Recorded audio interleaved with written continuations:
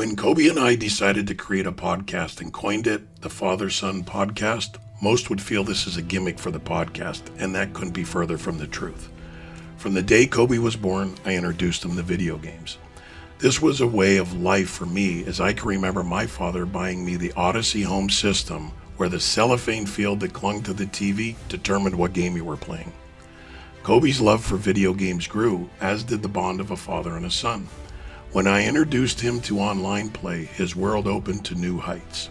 He learned quickly that the incredible gaming experience wasn't just something shared between a father and a son, but there was an entire world that shared his passion for gaming.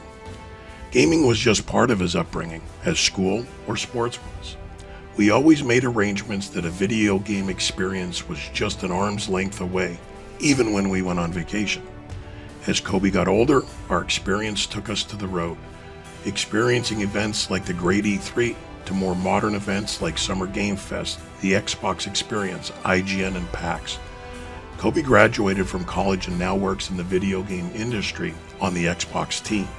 So, as you can see, it was nothing but natural progression to now share our experience and love of the industry through our podcast.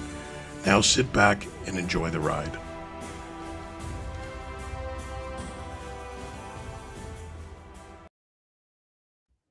What is going on, everybody? Welcome to the Father and Son Gaming Podcast right here on Active Reload Gaming.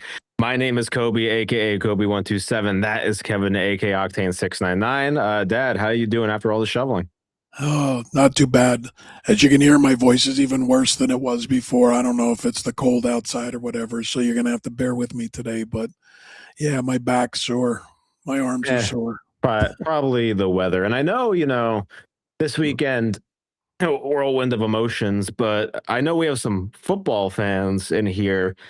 And, I've seen a lot of people in our chat say, "Go Birds." Well, if you can see in the colors in the background, the better Birds are going to the Super Bowl this year. So I think those "Go Birds" comments don't really need to exist anymore. You can say "Go Hawks" as the Seahawks, because I live in Seattle, are now in the Super Bowl. Bombay says "Go Other Birds." There you go. Exactly. So Seahawks are now in the Super Bowl for all the football fans, and it was a very exciting time last night in the city. I went out cheering with people, even though Seahawks isn't my main team. Unfortunately, we're Raiders fans nowadays, but Don't say unfortunately, wear that badge proud. But I am happy to rep the city, so it's going to be very fun. Let's hope they smoke the Patriots. I am rooting for the Hawks because of the city. We love Seattle. Yeah, so that's all I can ask for, is that they just pummel the Patriots at this point. But Nate Edwards says 12th man. The 12th man was real last night. The entire city was going ballistic. But I'm done jabbing at football. It was a great season overall for everyone.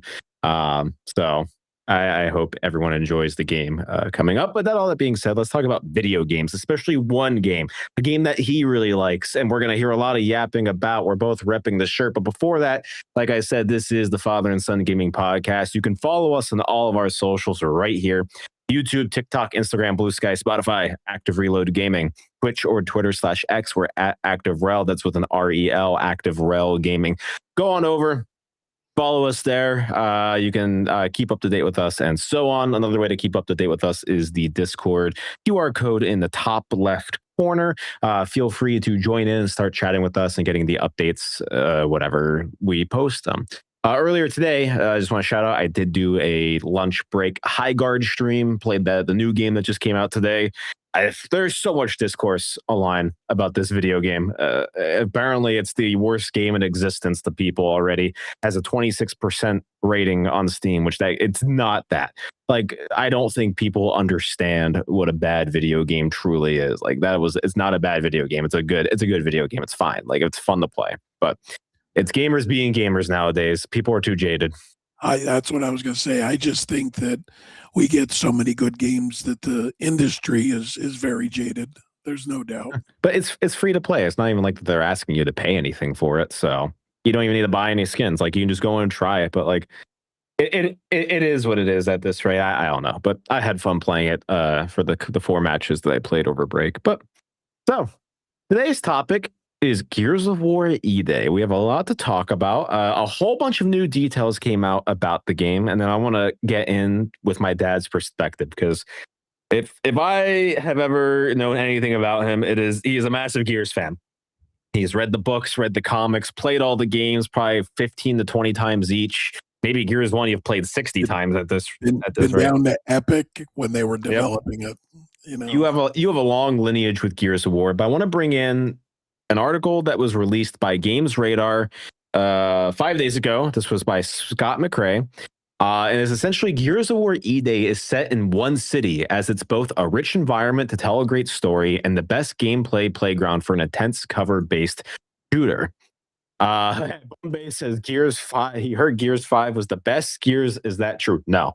Gears 5. I'm a Gears 5 hater. I do not like that game at all. I think the way they paced that game was, I don't know. We'll get into Gears 5 a little bit later.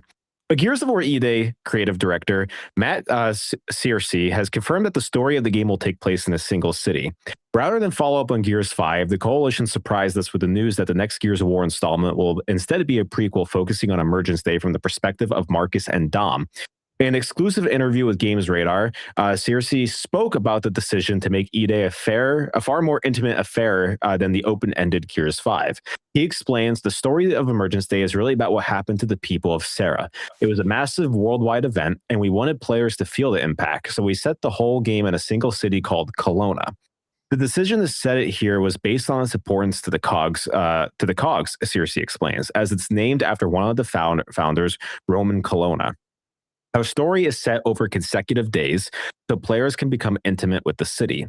We want them to feel the loss of what was here, the history, the people, and the lives they were living. Searcy also says Kelowna is a rich environment to tell a great story, but on top of that, a city is great for the gameplay too, as it's the best gameplay playground for an intense cover-based shooter like Gears. Besides the announcement, we haven't seen much on Gears E-Day. It is still scheduled to release in 2026 on Xbox and PC. There is no word on a cross-platform release, so no word on the PlayStation 5 yet. The game is also being built from the ground up in Unreal Engine 5, and it aims to recapture the tone of the original trilogy.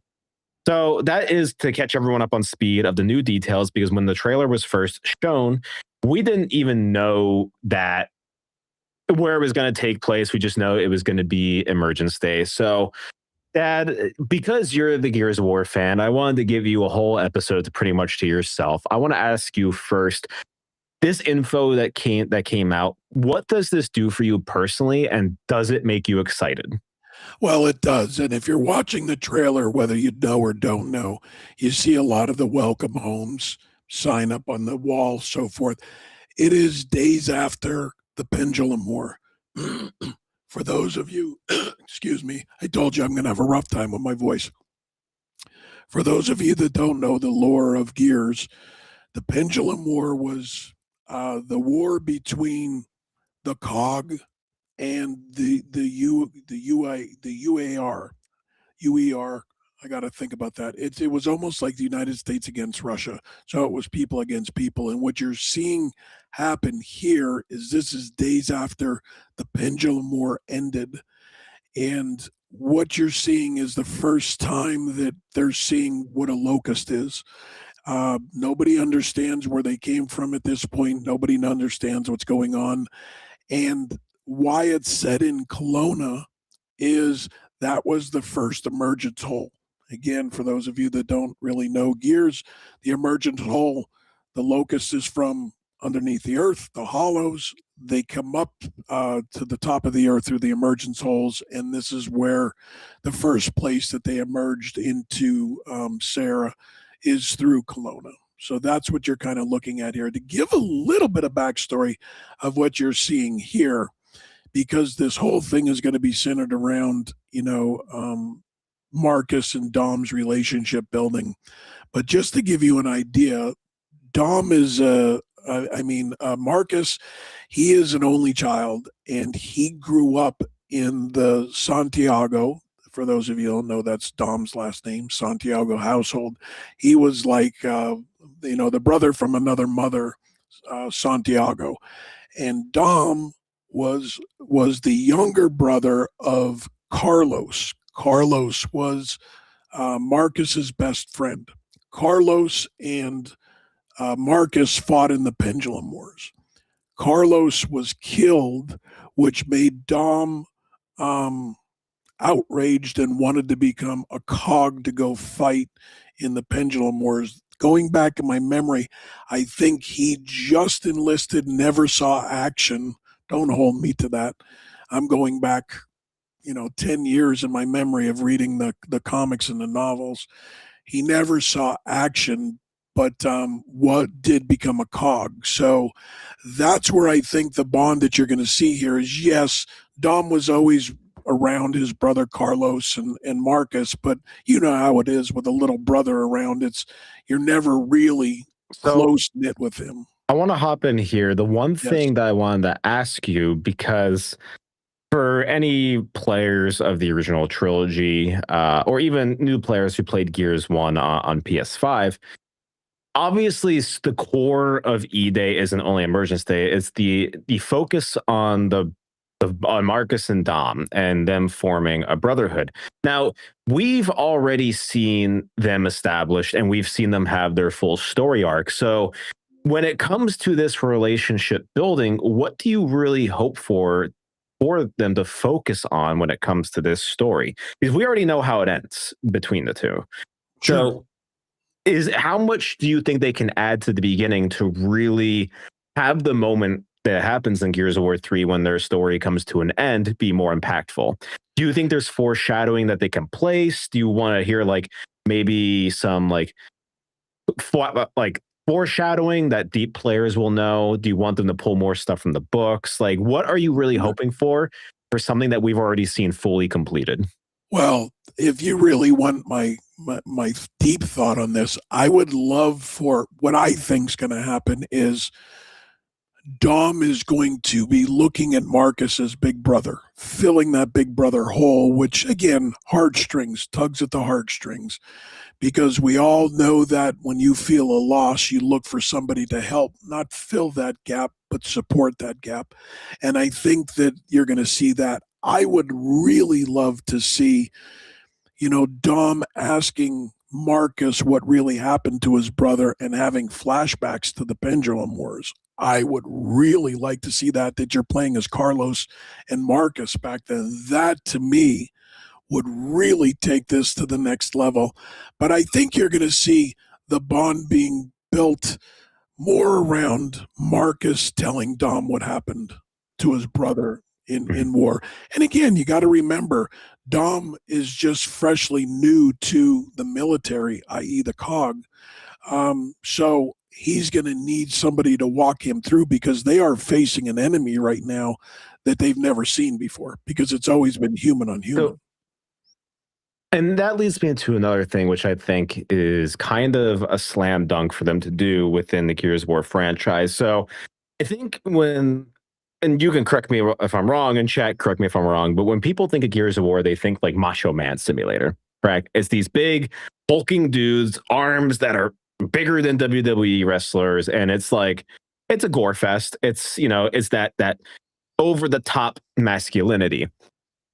Do you think that with this opportunity of pretty much starting fresh, kind of a fresh reboot, soft reboot of the series, could they lean into more of the horror of the Gears of War universe? And when I mean that is, do you think in the beginning of the game we should have more Resident Evil style pacing, where it is truly this unknown entity, unknown enemy, and you feel the grittiness of it, you feel the impact of it, rather than just going into, all right, we're cover shooting, we are going full on gore fest, Macho Man immediately? Well, I would love it to start out Resident Evil-ish, for the pure fact that, again, the COG are facing some monster they've never seen before. It would be like, if all of a sudden this monster burrowed up from beneath in the United States, there would be that fear factor of unknown. So that would be the Resident Evil. But then I think that you take on, more after that, after they're learning and do some research in this.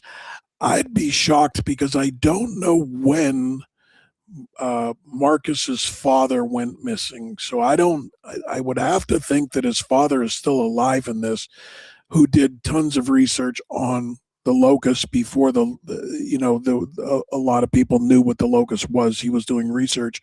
But let me just circle Mhm. back though. You say that this is known as a macho game, macho guy. Also, Adam Phoenix goes missing during the fall of Ephira in 10 AE after Emergence Okay, Day. so he's still alive at this. So that's another thing that I would love to see, a lot of Adam Phoenix here, because I'd love to really see the dynamic between Adam and his father, because he grew up very wealthy, very removed from his father, because his father was always Wait, do you mean Marcus and his father, or Adam and no, his no, father, like no, Marcus's no, granddad? Marcus and Adam. Okay. Yeah, that's why he was always at the Santiagos, because he yearned for family, which he never had, and he loved the Santiago family because it was such a close knit family. That's why he was there. But I just want to circle back. You say this is a macho fest. Yeah, it's a macho fest without spoilers, because those of you that are only PlayStation fans, never played 2 or 3 yet. There's 2 of them that made a grown man bring tears to his eyes. That's not an emotional individual. I have very little. I'm very closed off in my emotions, and that brought emotion to me twice. So you're saying that it's this macho game, but it brought tears to my eyes in 2 different games. But the thing you got to realize is when they made Gears 1, this was supposed to be a horror genre. Like, that's originally what this started out to be. So yes, I would like to see E-Day get back to that horror. But things that I read, though, they said that it's going to be some perspective of the people of Kelowna. Um, That'd be really cool. I've always hoped for a entry in Gears of War where you get to play as a just normal everyday person that isn't a soldier and having to like run and survive in this world. I think that'd be well, amazing. I think Cliff Blazinski said it, that he would love to see that you're a child when this happens, and you gotta, get in and crawl through ductwork and try to avoid the locusts. I'm not saying that that's happening, but I too would love to see that happen as well. Just from that perspective, because it gets visceral at that point, that, like, what would you do, how would you feel if all of a sudden your world's turned upside down with these monsters Mhm. that you've never seen before. But I think the story is really cool, because you go from short celebration of winning the Pendulum Wars, very short, to, oh my goodness, there's an apocalyptic event. So, I hope they show some of that, cheering, here comes our soldiers home, we just won the Pendulum War. So if you had to give a wish list in terms of the story and what you want them to cover, Gears has always been a 5-act campaign.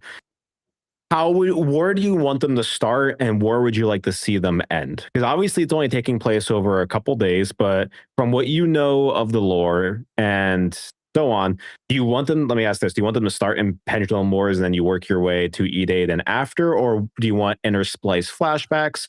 What is your story wish list? Where do you want them to end and Well, begin? I think they got to begin with the emergence and then have flashbacks to the Pendulum Wars. That would be my ideal. And just to let everybody know, from E-Day to the first Gears game, that's 14 years between them.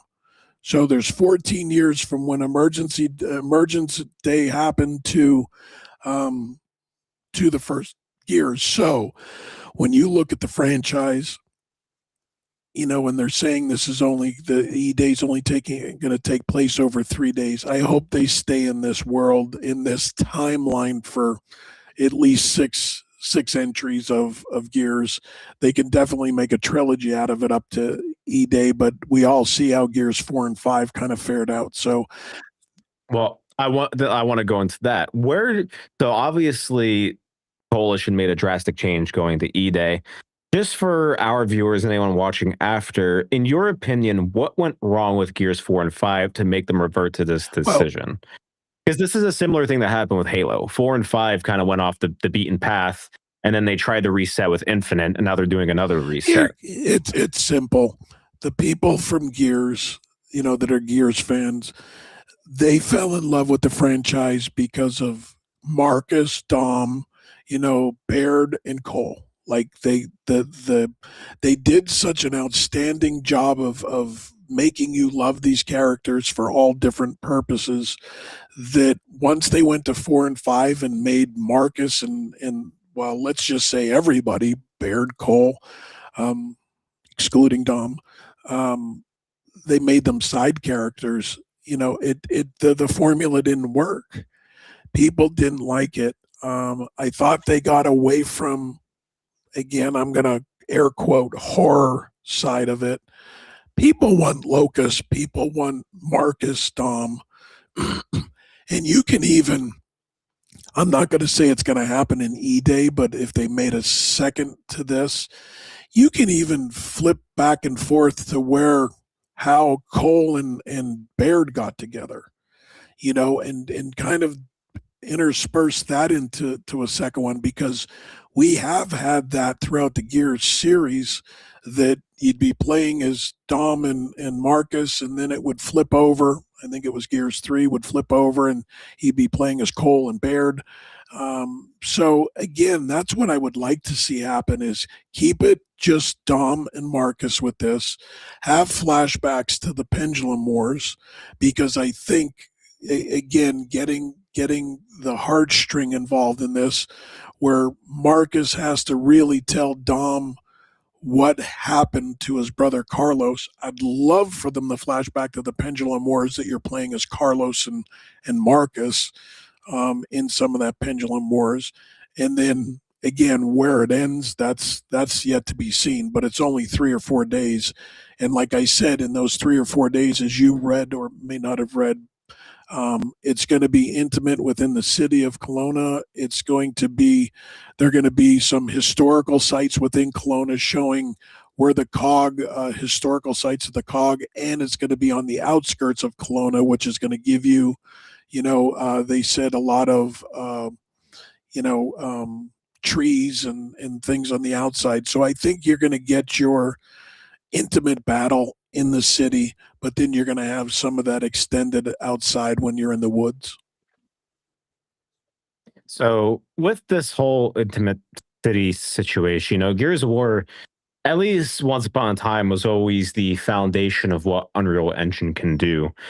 What are you hoping that they do to show the power of Unreal Engine 5 at this point? Because the game's being built from the ground up in Unreal 5. What are you hoping they do to push the boundaries of the media? Well, again, first, just so everybody knows, every Gears, all the way up through 5, was built off of the same foundation of Gears. So I'm excited that they're building this from the ground up, because anybody that has seen, what the new Halo reboot looks like, I am just over the moon that you can make Gears look that way. Even if they kept some of the grittiness, I don't want them to go to the full-fledged 5 where it's all colors. I do like how they, in the Gears Reload, how they took some of that gray grittiness and gave it some color. That's the palette that I want to see them stay in. But I want to see what Unreal 5 can do. And again, all these people, not all of them, but the majority of them at Coalition, all came from Epic, and they understand the Unreal Engine 5, and they still get help from that. So I want to see this take Unreal Engine to the furthest and really push it forward to see, what the engine can actually do. And I know you have Unreal Engine people out there that are lovers and haters and glitch and this, but I still like Unreal 5. I'm a diehard Epic guy.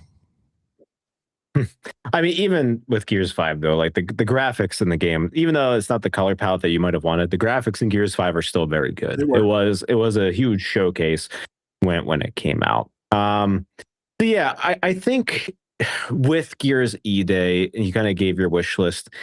In terms of the overall game now, what other modes are you hoping that they bring into the game besides campaign? Like what from a Gears of War package, because this is essentially the make or break moment for Gears as a franchise. Can we agree on that? Yes. So because this is going to assume maybe it's going to be a full price game, we know that. what do they need to come out swinging with? I'll just start rolling down. In terms of the campaign, do you want 2 or 4 There player has to co-op? be. Because Go ahead. co-op is Yeah. needed. It has to be needed, but because this game is so intimate, according to them, do you want it to be 2 or do you want to expand it to the 4 that Gears 3 did? Again, I like 2, but I would love to have it as 4. But here's the thing. I don't think that, now this is just my opinion, I don't think E-Day is going to have 4 characters. I think you're going to keep this intimate to 2, just Dom and Marcus. So I don't think that there's going to be a 4-player co-op in this. Again, come to the second iteration, E-Day 2 or whatever they would call it. If you're looking that far ahead, I think they'd bring in the 4, but I don't think, because you got to remember, in the Gears franchise, they understand, you understand when, Marcus and Dom meet Cole and Baird. So they can't do that in this 14 years.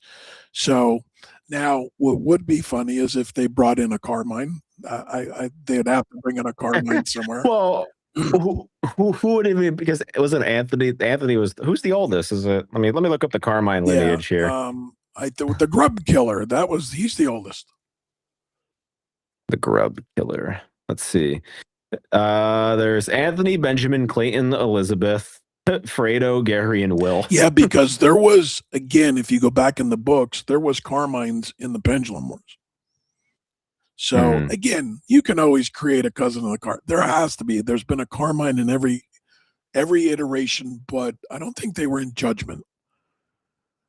And I know Judgment gets a bad rap, but I like Judgment. Judgment, deservedly so, gets a bad rap. I would take Judgment. I would take Judgment over 4 or 5 any day. I think my personal ranking for the Gears series would be 2. Yes.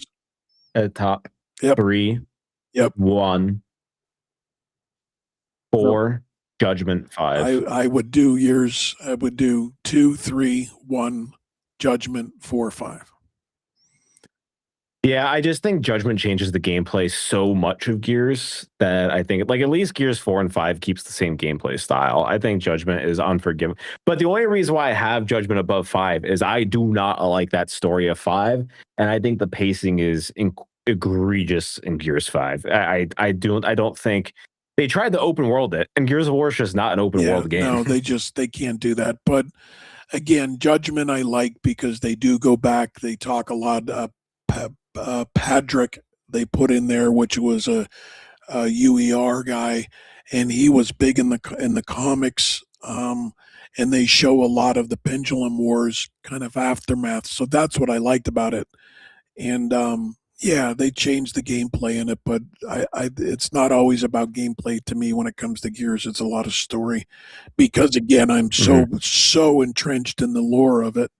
With the books, everything that you can get your hands on with Gears, I've done. So, well, I guess my question to you then is, we had a lot of wish list. What do you hope they don't do? Let me get back, because you missed one big thing that was only ever in one Gears. I think they ought to bring back Beast Mode. I thought Beast Mode was incredible. I loved Beast Mode. Yeah. Obviously they have to throw in multiplayer, and I know that sounds like a no-brainer, but I was a little upset when they didn't throw it into Gears Reloaded. What are you talking about? The multiplayer. Gears Reloaded has multiplayer. Yeah, you're right. You're thinking Halo, how it's not going to have multiplayer. That's what I'm thinking of, was Halo that's not going to have the multiplayer. So, yeah, they got to bring it in. Another one that they got to bring in is Wingman. Wingman was one of my favorite, multiplayer. It's 2v2v2. I just think they need to bring that in. Again, they have the statistics of what to bring back in. They just got to go back in the history and see what was the most played stuff and bring that out of the gate. What would make this Gears of War E-Day a dud, in your opinion? What, like, if you were to write, okay, but listen, if you were to write like your plan for the game, what would you want them to avoid? I would avoid the color palettes. Like Gears is not, this really bright. Oh, look how great and sunny it is. And it's always been gritty. And I'm okay with putting more color into it, but it's got to stay gritty. That's first and foremost. Second is story. I know they brought back some good story. I think they brought in one of the comic book writers or one of the novel writers, I forget, that I read, to help with the story. The story has to be there. That's, to me, what sucked me into Gears, the world, the story. It's still going to be, and that's the other thing too, is there's going to be not just downtown, not just outside in the woods and everything. They're going to be in the Emulsion fields, because for those of you who don't know, that's what started the Pendulum Wars, was over Emulsion, which Emulsion was like oil today. And that was the fight in the Pendulum Wars, and then obviously the Locust depended on the Emulsion, and that's what brought them out. So again, I just think the story needs to be there, and I'll be happy. To me, it's Gears. I'm just starving for something Gears. Even though Gears 5 was bad, I still played it numerous times because I'm just a Gears fan. Gears 5 is not a bad video game. It's just not a great Gears of War game. That's how I look at it.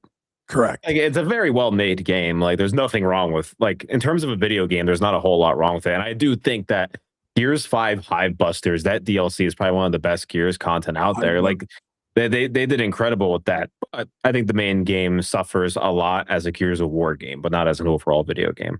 But I want to go back to multiplayer. But before that, I just want to take a quick word from our website, ActiveReloadGaming.com. Got games you don't play anymore? Turn that collection into cash at ActiveReloadGaming.com. It's fast, it's easy, and you get paid quick. Or if you are looking to buy, check us out on eBay or scroll through our Games by console. Find us at Active Reload. And we are back. So the one thing that has came out recently, I actually put you onto this, is Gears of War 3 Delta. This is a fan-made project that you can get access to, but I believe there's currently a wait list because this got way more popular than the developers even imagined. It's a fully fan-made modded project where they brought back Gears of War 3 multiplayer. They up-resed it, gave it new textures. You know a lot more about Gears 3 Delta. If you want to expand on what I already said. Yeah, first, I am on the waiting list for this. The only way that you could download it is you have to join their Discord.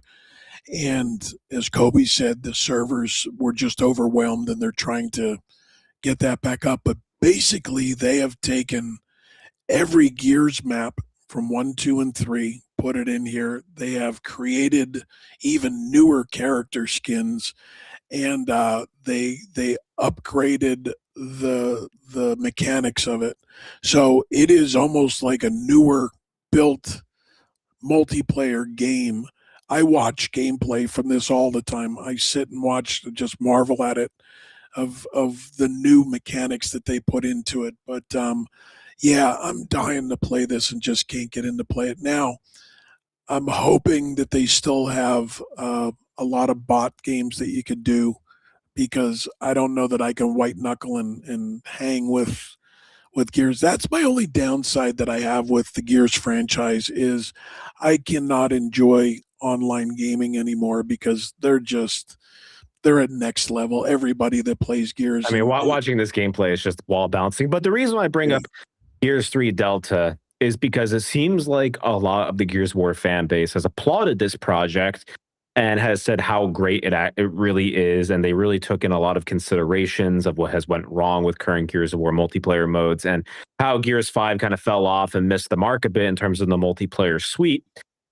If you were, like I said, having your whiteboard out and making Gears of War E-Day, is there any kind of inspirations that you think Coalition could pull from Gears of War Delta?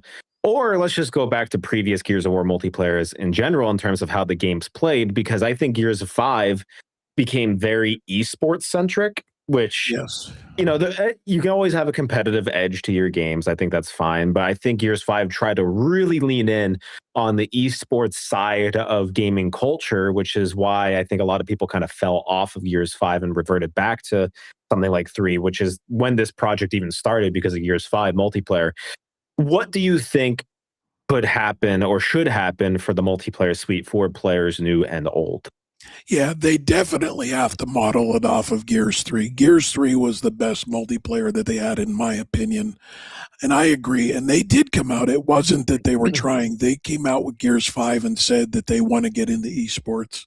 And that's what they tried. And that's what I said. Like, I didn't like all the skins that were all the, fancy colors and goofy crap. That's not Gears, man. Keep it as gritty as it can. But they need to definitely do and model it after what you see here. The Delta off of Gears 3 is what they modeled it off of, because that was the best multiplayer that they can do. And they need to bring back all their modes. What you're looking at here is an Annex, which is one of my favorite, next to Wingman. It's my favorite mode that they do with the Annex. So yes, they need to model it off of Gears 3. Keep it intimate. As you see here, there's I think there's 5-on-5. They can't make it more than 5-on-5, because that's the whole thing with Gears is having that intimate violence within it. So yeah, I think there's a lot of potential. Now, as we kind of come to an end of our Gears of War's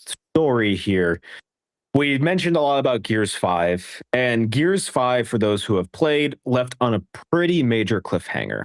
The new Gears trilogy, the sequel trilogy, as I'll call it, is unresolved. There is not an ending to that game.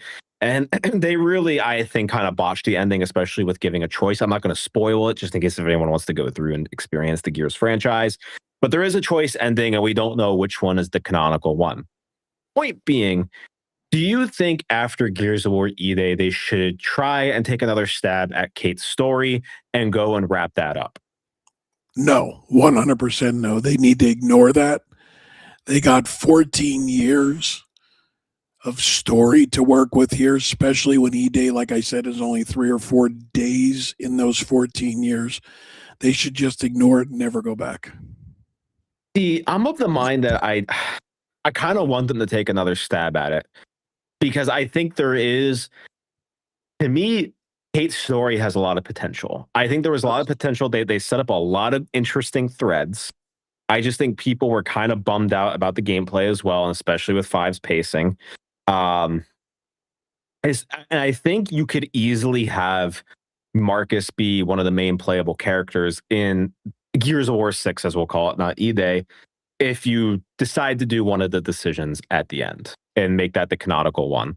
But I think that's where they kind of botched themselves, is having that choice ending. Because now I think, as writers as well, I'm pretty confident they really don't know which path to take, because it drastically changed what that next story was going to be. And also, it might alienate players who felt that the other decision might be better than the other. And a choice ending like that, especially when it's, essentially Gears 5 want to be the Empire Strikes Back of the Gears sequel trilogy. Like, you have to wrap it up, but I would like to see them take another stab at it. I don't think they will. No. I just think, but then again, like, my whole thought process is, I do think when it comes to prequels can also get into a little bit of an iffy territory, because, like, I think that one of the issues with prequels is you already know what's going to happen. Like, when you try to build stakes for your main characters, and I'm going to relate it to Star Wars and that Han Solo movie that came out. Like, we can all debate the quality of the Han Solo movie, but I think one of the main issues of the Han Solo movie is whenever you try to set stakes for Han Solo and Chewbacca, like doing the Millennium Falcon run where they did it in 12 parsecs or anything, it's like, we already know what happens. We already know how it ended because they're in the original trilogy. And I think that's where prequels do kind of fall apart a little bit. A prequel can be done really well. I'm not saying it can't. But that is my fear is, yes, you have 14 years of story to work with, But let's go with you and saying, oh, they introduced Cole, they introduced Baird and everything. Like, I think any stakes that you try to set for these characters within this story is going to start feeling a little bit flat because we know they survive. We know that they're in the original trilogy. So that's where I get a little trepidatious with the prequel of it. But see, what you're doing is telling the story, you're filling the gaps. So it's the storytelling. That's why I went back earlier and said, got to be around the story. They got to bring in somebody to do the story right, because even Kate's story, you could go back and see where her mother lineage comes with Queen Mira. Yeah. Because you can even go there if you wanted to. You can stay for the next 10 Gears games and stay before Gears 1. Easily do that. And again, you can somewhat tell Kate's story without going forward, because there's there's that lineage with her mother and Queen Mira. You know that. Or maybe the next game is they do flash forwards and flashbacks. Half of it is like Marcus leading up to that, and then the second half is finishing the Gears 5 story. Like, I think that's one way that you can intersplice the two. I would buy into that, but you can't go forward anymore. I think they'll ruin the franchise because they just about put it in the toilet. That we all agreed when we opened up this podcast that this is one of the last shots with it. Yeah. You know, we got to hit this out of the park. That's the issue with it is you can't go forward again. But flash forwards, I'd take that. I'd take that. We've proven in Gears franchise that we've done flashbacks. No. The last thing I'll ask you is, when are you hoping for this game to be released? Because there is but there is, in the busy Xbox release schedule that we know about so far, we have Forza in May, we have Fable in autumn, Halo is an unknown, Gears is an unknown, but we already have 2 major titles already set. And we also have a looming title that, many people might not have heard about, called Grand Theft Auto 6, that's taking up November. When do you hope Gears releases to have its best shot at an audience? It's got to release before GTA. And I said that to you when GTA was moved from last year to 2026. I said, if that comes out before Gears, then we're not going to see a Gears game for a long time after this, because it's not going to put up the numbers that it needs to put up to show that it's successful. So I would like it to come out early November. You're going to see it. I just read, and again, I know you're at Xbox. Well, if you do early November, that would give it 2 weeks of breathing time before GTA. Correct. And I think that's what's going to happen. But I just saw a rumor, and I know you're at Xbox, so it's rumor, that because Xbox has such a deep, you can untake your hands. I'm not going to say anything. No, I'm no poker face. I'm just going to hide my face.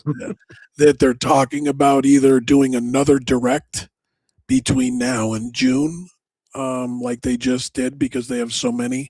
And if they do, then it's dedicated. There's going to be a good dedication to Gears, just like they did with Playground. Or it's going to be in the June showcase that's going to be all Gears, or a good portion of Gears. So we're going to see something. They have to show it, because they didn't show it in the direct last week. So, well, yeah, I mean, that's the one thing I'll agree with. You have to. Essentially, you have 5. If the game releases in autumn along with Fable, you have a couple big marketing pushes that you need to do. And we all know that it will probably show up at summer. I think it has to. And so does Halo. So does Halo. I was going to say, I work at Xbox, but these are just my opinions. These aren't factual at all. But if I were the marketing person, I would make E-Day the direct at the end of the summer game showcase for Xbox. I feel like you have to, because with Fable already taking the developer direct slot the last week, I think E-Day has to be that big title that you do it with, because if they did it for Outer Worlds 2, I think E-Day is a much bigger title for them than Outer Worlds 2. I think you have to do it. But yeah, you're going to need a couple big marketing pushes, and we'll see. We'll see what happens. But Here's the crazy part about it all is the only thing of E-Day we've seen was the trailer that we've been showing you. we've seen two things of E-Day: the initial trailer from that, and then the Game Awards advertisement about Game Pass with the COG logo showing up saying 2026. That is, and the article. These are the only three pieces of information of E-Day that we truly have, which I find a little unsettling, I would say. Like, if the game is supposed to release this year, I would expect them to start showing more very soon. Correct. And that's just incredible that we haven't seen anything but that trailer really of what it's going to be. So we don't even know what the gameplay looks like. Like, we don't know what upgrades or anything they're doing to it. But now me being the Gears fan, that's because it's going to come out and it's going to be a showcase because it's showing off Unreal Engine 5. It's going to be hitting it out of the park with, what the engine can do, pushing the hardware to its fullest. That's my hope. That's why you haven't seen anything, because they're going to remaster this thing not remaster, but master the Unreal Engine 5, and it's going to come out and it's going to be like Gears was. Any of you that weren't around for the, Xbox 360 when Gears came out, like that, the hype around the first Gears coming out in the 360 was it's going to revolutionize gaming. It's going to be the biggest graphical leap. They forced Xbox, the company Xbox, to put in more memory because it couldn't run it. I'm hoping that's what we're going to see here. Like, it's going to push the gaming to the limit. Only time will tell at this point. It's going to release this year. When? Who knows at this point? But tomorrow, shadow drop. Yeah. Yeah, that'd be something. But it's around the corner. We just don't know when. But that's all about Gears of War. It was fun hearing you yap about it and be passionate about your favorite series. So, but we still have enough time for those of you that didn't go play 2 and 3, which I still pissed off they haven't remastered that. It's been a running bet for Kobe and I for the last 6 years that there was going to be that Marcus Phoenix collection. But go play 2 and 3, because for those of you that just played Reloaded or 1, like 2 and 3 are they are the cornerstone of this franchise. Yeah. By far. And the stories and where they take you and what you're playing is just incredible. It's incredible. Yeah, I agree. Yeah, that's all the Gears of War talk I had planned for today. I want to keep going, but you're cutting me off. That's okay. Well, what do you want to say? Gears is the best franchise out there. You should go get it, play it, love it, learn it, get ready for E-Day. I mean, you have enough time, I suppose. There's 6 games to go through. So, but yeah, no, that's all the Gears of War. I'm sure we'll have another episode at some point once more E-Day information comes out. I mean, maybe when we're out in LA over the summer. Oh, I'm sure we're gonna have lots to talk about with everything being revealed and so on. I'll be streaming that game when it comes out. Oh yeah, I know you will. But that being said, I think next week we have some reviews up to do. So stay tuned for some video game reviews coming out.